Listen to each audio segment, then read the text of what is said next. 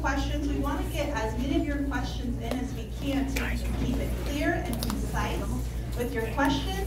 So we'll start right over here, Jenny, with the I don't know the answer for me. Joe, thank you so much for all you've done for our country. Go Navy. Yeah. So people talk about helping students out in college, and I appreciate that. That's awesome. A lot of parents have also had to take out Parent Plus student loans. I don't know if you know about that, so that's Yes, where, I do. so those start incurring interest from the day the child is in college. So we have to start, we're trying to help our kids in college, and they help them pay for the bills, but we're also incurring debt that we're going to have to pay for when they're done with school. Is your Yes. loan? Bottom line, number one, by the way, we can easily afford to send people to community college for free. It costs $6 billion a year, a lot of money. There are $1,640 billion in tax cuts. Eliminate just one of them called stepped up basis. It's $17 billion. You can put every single solitary person, not just young, old, having to go back to be retrained after having their job been displaced in this new industrial revolution. In fact, for that amount of money, cutting the cap, because every community college in every state, you're able to go to the state college and have those credits transferred, so you cut the cost of college in half. Secondly, I know a lot about student debt. I made a very good salary when I was a United States Senator when I got there, and I made $42,000 a year. And my kids went off to college, and my three of them, and then to graduate school, and they worked while they were in college, and they in fact incurred, I borrowed every penny I could. Fortunately, like some of you, when you first moved out here in the 80s, home prices kept going up, so you could borrow against your home. I got 3 mortgages in my home, and guess what? Every one of them graduated, after it was all done, somewhere between $90,000 in debt and $130,000 for 7 years of school. Now, here's my proposal. What we should be doing is, we should make sure that anyone who graduates from school with a college debt does not have to pay back that debt if in fact they're making a start with less than 25 grand a year. Because what's happening now is, and some of you may be economists are arguing that we should in fact think about the economy further shrinking, because our economy most economic growth is generated by consumption. The millennial generation is not consuming as much. They are not able to buy homes. They are not able to go in and buy new automobiles. They're not able to do the things that the generation before them was able to do with the same degrees. Secondly, if in fact you are in, and once you make more, and while you are making 25 or less, there is no interest accumulated on your debt. It stops, number one. Number two, the way it works now is you don't have to pay back more than, quote, 10% of your disposable income. I cut that to 5%, and after 12 years, in fact, if you've done anything relating to public service, like being a teacher, firefighter, cop, etc., or a lot of other things that qualify, your debt is wiped out completely. Now,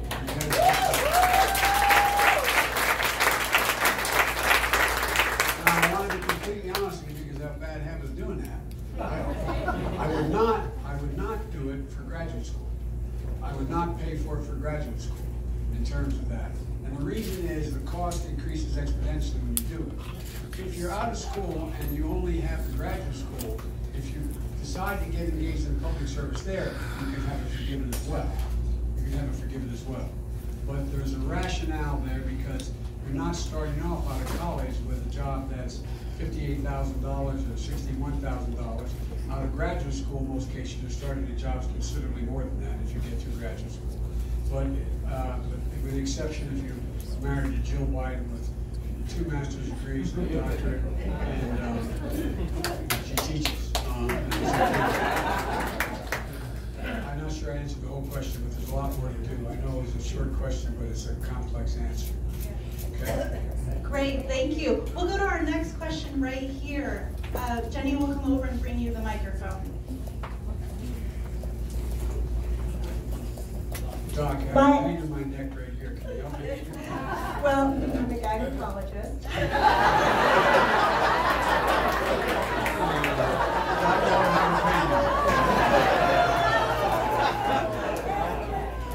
My husband's an accountant, He asked me and begged me last time we saw you to ask this question, but one quick statement. As one of the two AMA delegates to Washington AMA national conferences, although Democrats have been on board with healthcare as a right, doctors have been very scared to get politics. They just want to be able to serve, but as we all know, that's so political now, and you've taken the politics and tried to rise above it to provide access. It's been amazing with the Affordable Care Act, what you've done.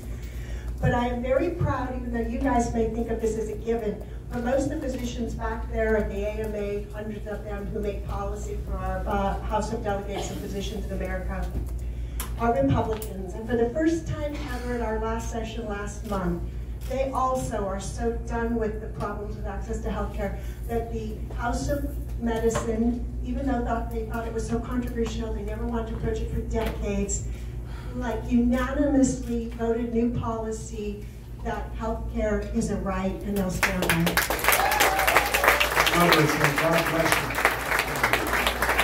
But my second question is, what do we do about the trillions in debt?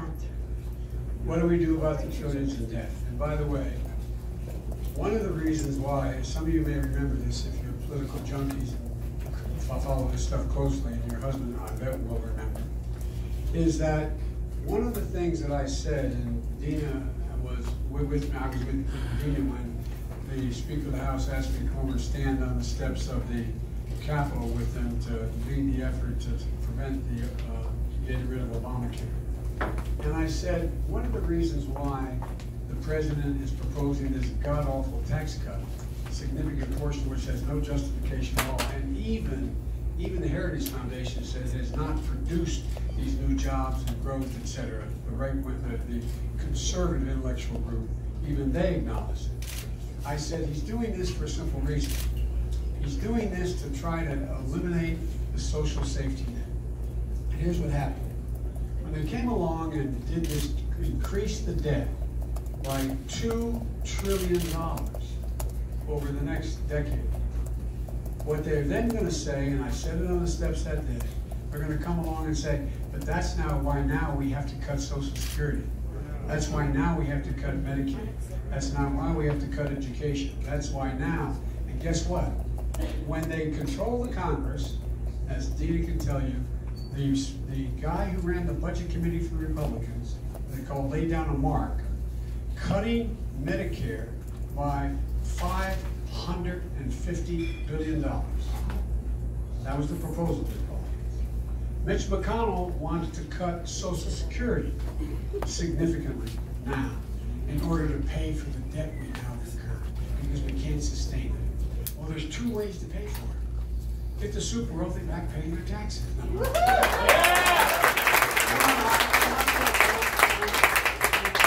not being a populist here, but it's a fact. It's just a straight fact. Eliminate of those tax exemptions in the law. When Ronald Reagan was president, there were $800 billion in loopholes. Now it's $1.640 trillion. You cannot justify any tax policy a justification for at least $600 billion of that. So folks, we have all the money we need to do three things. One, begin to grow the economy again, deal with cutting the debt, the deficit, strengthening Social Security and Medicare. For example, what we should be doing now, and some of you younger folks may not like this, but I tell you what I believe. Right now you pay, and your employer, withholding tax, about 12.5% of your income. They pay half, you pay half. But guess what? Everybody pays that up to about $125,000. It cuts off, and then it stays that number all the way up beyond that. I say everybody in that hiatus between 125 and when you hit $400,000 should be paying a payroll tax that is commensurate with 12.5% of their income. Their income. And that would increase the ability for us to provide for extending the solvency of Social Security, dealing with those folks on Social Security who are particularly poor and don't have access to the basic cares that are needed. I won't go into it all because it's too much time, but that's what I would do with Social Security. And the Medicare piece is the same way. What I don't want to do is I don't want to, and by the way, it's legitimate. The thing I admire about Bernie, he's telling the truth about his plan. He requires an additional, I think it's 5.5% withholding tax from your paycheck. I don't get in trouble with Bernie. Is that the number? Does my staff remember? Anyway, it's X percent. It's about 5 or more percent, maybe it's 7% out of your withholding. In addition to Social Security withholding for Medicare, which gets it withheld now at a much lower rate in order to pay for his plan. Now, you have a lot of people out there supporting his plan who are running saying, but I'm not for that tax. Well, there's no way to pay for it if you don't. And so the way to deal with it, instead of raising taxes on middle class people, the way to deal with it is to have a plan that can get done quicker, easier, faster, and equally as good, and provide the same health care, and in fact, for $750 billion over 10, rather than a total of over 3-something trillion. Anyway, it's a lot more money. A lot more money. So, they're the ways in which I would dealing with the deficit. And here's the thing, you actually need growth. You need growth to bring down deficit. Remember the supply, your husband will remember the supply side economies.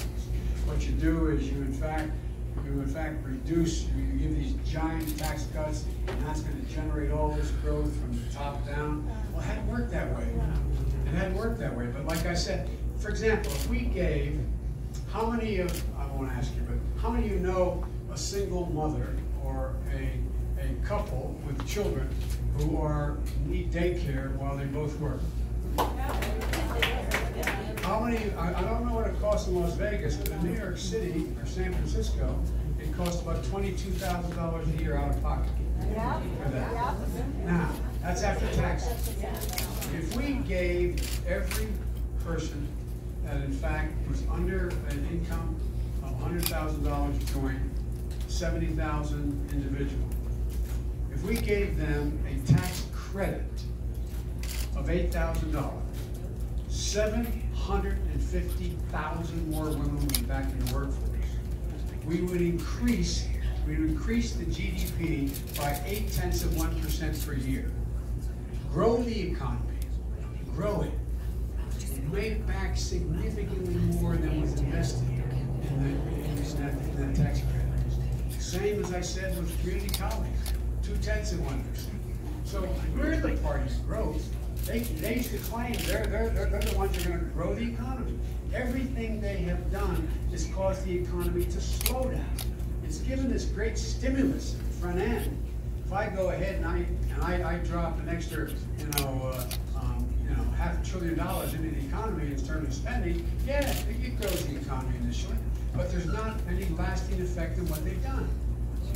I really am boring the hell out of you. I mean, boring me. All right, thank you so much. We're on our last question. Right here in the front with the silver earrings. Jenny will bring you the mic. Right here to your, there you go. Mr. Vice President, there seems to be a consensus among the younger generation that they want radical, revolutionary change in government policies, whether it's healthcare, corporate greed, climate change. How are you going to get them on board? Because we're going to need them to turn out. We're on board, but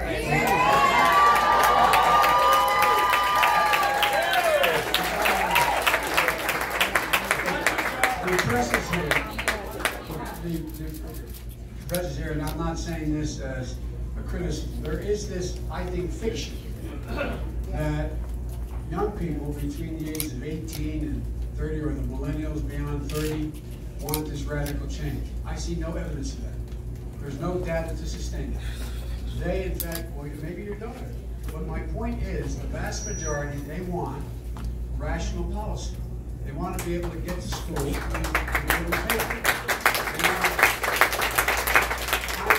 I'm a professor at the University of Pennsylvania. And by the way, I did that because I got tired of the mail coming, Dr. and Joe Biden. They made me full professor in Penn. I had to take a hiatus to do this. And I also run an institute on domestic policy at the University of Delaware. So my campus is a lot. I'm on campus a lot, but they're dealing with the Violence Against Women Act. It's on us. The vast majority of this generation is smart as hell. They're the single best educated generation in American history. No, they are the least prejudiced generation. They are the most engaged in American history. The one thing up until Trump came along that they weren't. I remember doing the commencement I was doing the commencement like several years ago at Harvard, and they announced the day that I was doing the commencement. Actually, it's called the parents. It's the bigger anyway. The commencement, and they announced that they did a study showing that all the things I just said, except that the number of people graduating from college who were willing to get involved in politics to run for office someday was, I think it was 17% for men and 15% for men and 17% for women. They didn't want to get involved at all. But guess what? All of a sudden, along came Jones, as the old song goes. Along came Trump. Just like what happened in my generation. My generation was dropping out. My generation in the late 60s, when I was graduating from school, said, no, go to Haight-Ashbury, drop out, trust no one over 30, don't be engaged, and then two over here's what we do. Dr. Martin Luther King and Bobby Kennedy. And I remember walking across the stage at Syracuse University the day after one of my only two heroes, Bobby Kennedy, was killed. Determined from a very meager background. I wasn't poor, wasn't bootstrapped, Joe. I lived in a 3-bedroom home with 4 kids, a mom and dad and grandpops, and it was a safe neighborhood. Went to good high schools. So I'm not making it out like this is some poor kid, but we were middle or maybe lower middle class. I'm the first senator I ever knew. And so what happened? I walked across that stage determined we're going to change things. We're going to end the war. We're going to promote the women's movement. We're going to bring the civil rights movement to the world. And so that's what's happening now. And look at the surveys of these kids. Look where they want. They want something. They don't want the status quo. They want something that in fact recognizes that 12 years is not enough in education. That we should have things like we should spend more money to triple Title I school funding from 15 to 45 billion, make sure every single kid starts in school in 3rd grade, 4th grade, and 5th grade, because they know the data. They increase the prospects they'll graduate from high school by over 45%. They know the data. We're going to send kids off to school, they know what's going to, so what you see is this sort of this myth that, you know, they want something radically different. They understand the Constitution. They understand that you have to reach some kind of consensus. They're not they're not looking for someone with a clenched fist and a closed heart and a stiff arm. I mean, they're looking. They want that. They got one now. They're looking for somebody who, in fact, can articulate what they need, and it's within the mainstream. They're not all. And this is not a kid on burning my word.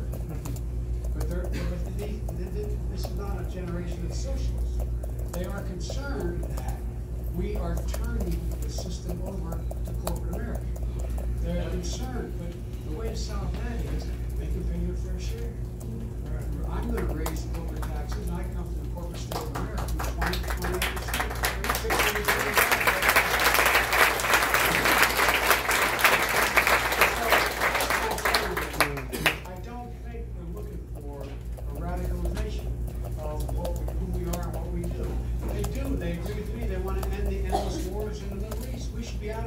Afghanistan a long time ago. We should not have combat troops in these places. There's no need. We shouldn't be going to any wars. We should be making strong our partnerships with other nations across the world, because we can't be the world's policeman. We need other help. So my experience with young folks, and according to the polling data, I'm doing as well as anybody else with those folks, that they're pretty damn smart. They know what needs to be done.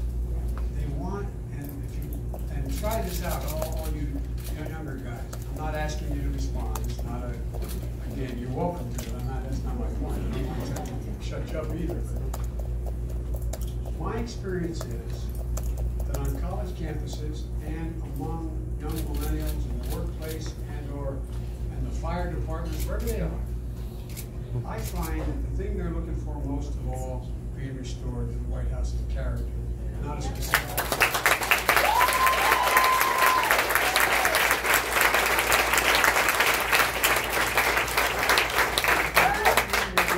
Extremely strongly about healthcare. They are as angry as you are about the fact that we're letting drug companies just steal us blind. We should have some of these CEOs in jail. The false advertising. They're out there, you know, did you see the study? I think it was 60 billion, I think it was, opiates have been sold, you know. They don't advertise. You know, you walk out of the dentist's office, and then because we push as a nation to limit pain, you walk out, guess what? You get, 5 days of Vicodin or something. I mean, you can be addicted in 5 days. Yes. That's why we had this opioid crisis that's going on. I'm not saying they're deliberately decided to do that, but it's false advertising. And by the way, I'll end with this. If I get elected, they are not going to be able to take that $6 billion in tax cuts from advertising.